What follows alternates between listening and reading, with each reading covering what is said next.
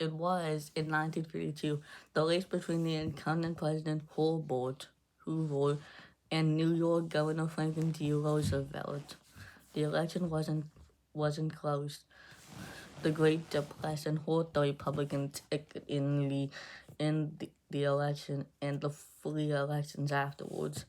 But then something unexpected happens. Ohio, California, and several other key swing states goes to Hoover, and Herbert Hoover wins re-election, easily defeating Franklin D.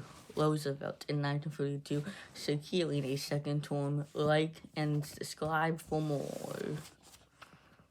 A different outcome. How did Herbert win re-election in 1932? Herbert wins several key states like Ohio, Pennsylvania, Michigan, Wisconsin, Georgia, and Arizona, and the Midwestern states.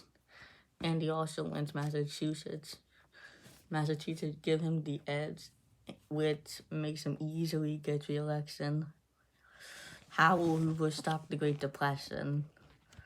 Hoover makes a new deal to stop the Great Depression. Herbert Hoover's second term focuses on stopping the Great Depression and making sure no more banks failed. Herbert Hoover's legacy.